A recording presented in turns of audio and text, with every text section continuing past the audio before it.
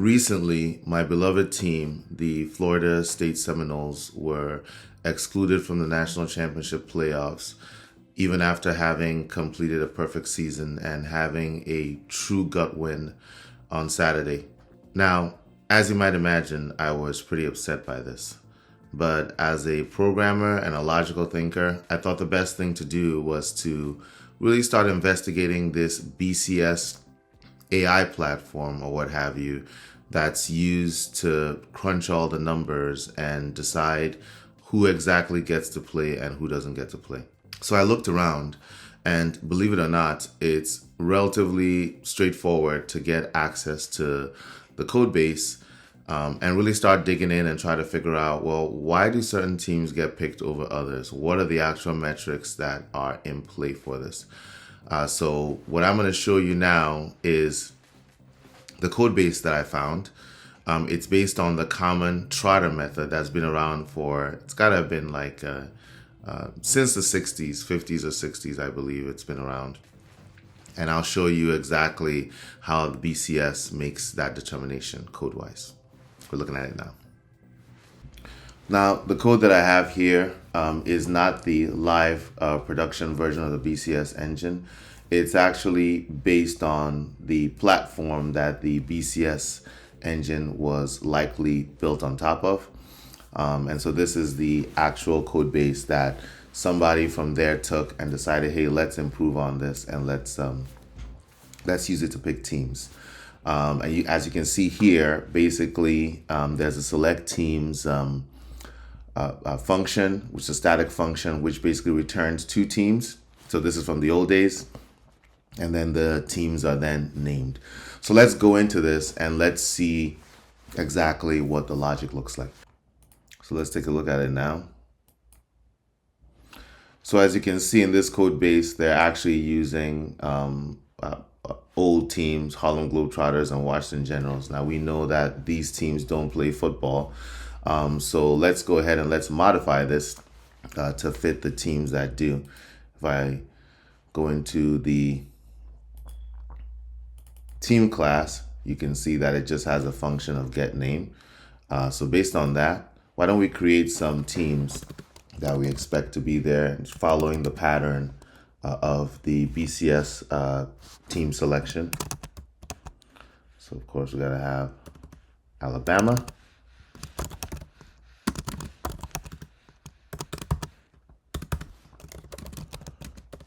And we have to have Ohio State.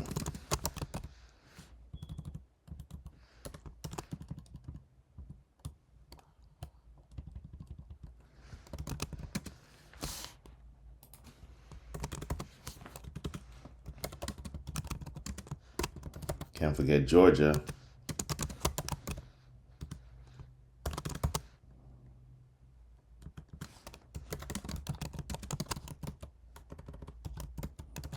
And let's have Clemson in there as well. And then these teams would just all implement their own class, their own get name method.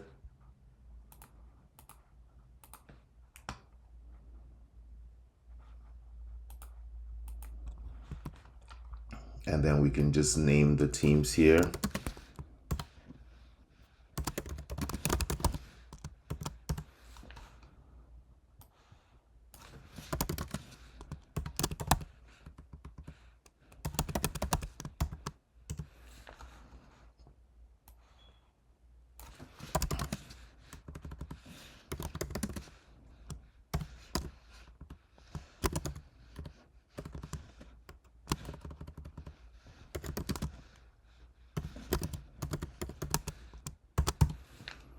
And finally return Clemson.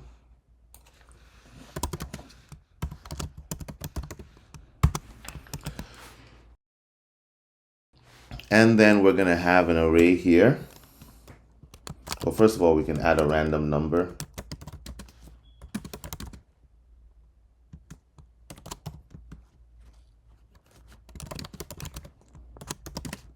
And then maybe we can do random.next and seed it with 100.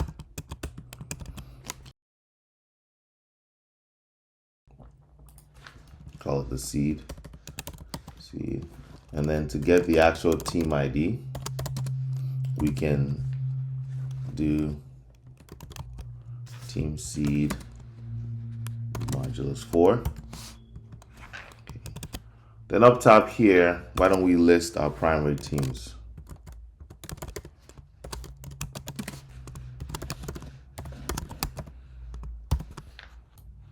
Ooh.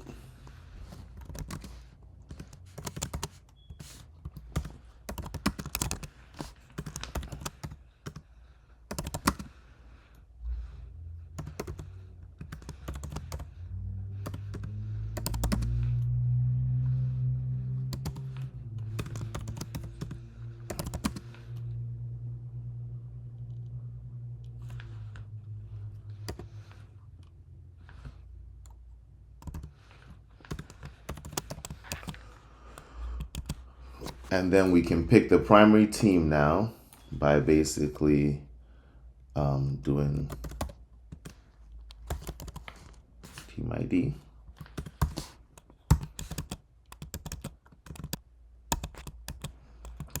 There we go. So that's our primary team. Let's have some secondary teams in here. And we won't make it a list this time. Actually, we'll make it a list. We'll make it a list of strings. Because for these teams, it really doesn't matter. That's what the algorithm has told me. In here, I'm going to put TCU, LSU,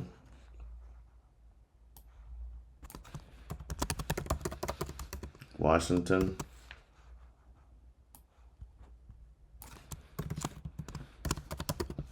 Oregon.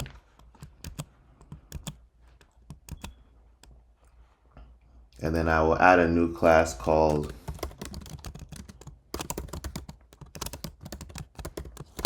generic secondary team, which is also a team.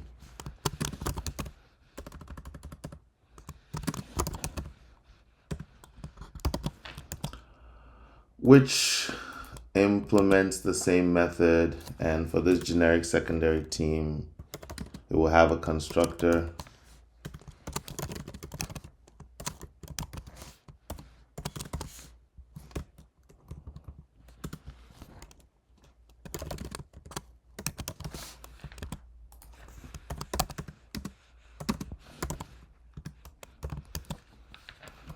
Ooh.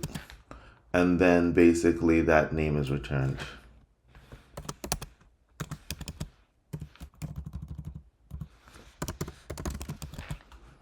Okay, so then what's going to happen here is we will basically do the same thing.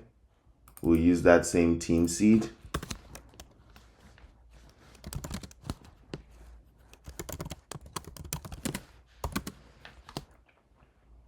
And we will do a modulus against that. But in this case, we won't use a static number. We'll actually use the length of secondary teams, because there might be a surprise one year. There might be a team that shows up that needs to be considered.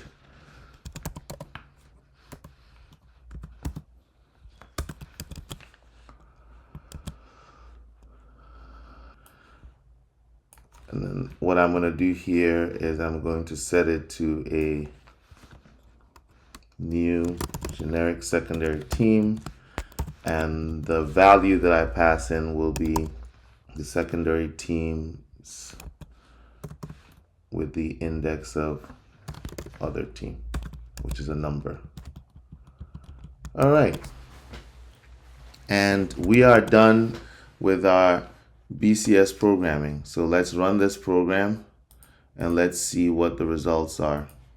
So you know what we can do now? We can go here and we can actually simulate it by cancel that.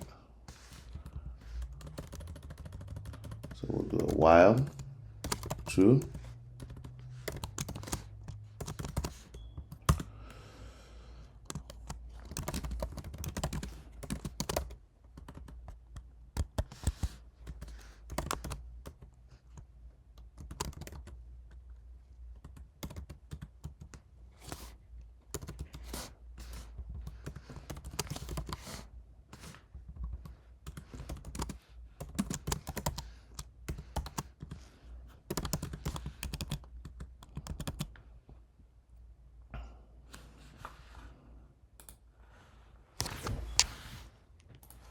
quick second. I'm going to disable nullables.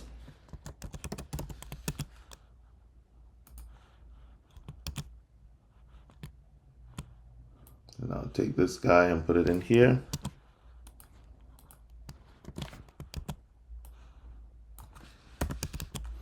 And now we should have a pretty accurate representation of the BCS selection process. Alabama TSU, Alabama TSU, Alabama TSU, Alabama TSU, Alabama TSU. Wait a minute. I think there was a mistake, and that was resolved a couple of years ago. I think they realized that Alabama and TSU can't play each other every single year. So the programmer moved that line that was up here, he moved it in here, right? Someone complained, and he moved it in here.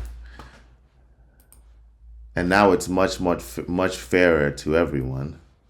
So now we get Clemson, Washington, Alabama, TSU, Alabama, TSU, Georgia, Oregon, Ohio State, LSU, Ohio State, LSU, Ohio State, LSU, or Clemson, Washington, Georgia, Oregon, Ohio State, LSU, etc., etc., etc. And one might think that I'm being facetious, but let's see how close my BCS algorithm is to what has happened in the past couple years. Ohio State, Oregon, Alabama, Clemson, Clemson, Alabama, Alabama, Georgia, Clemson, Alabama, LSU, Clemson, Alabama, Ohio State, Georgia, Alabama, Georgia, TSU. So in summary, never judge a book by its cover.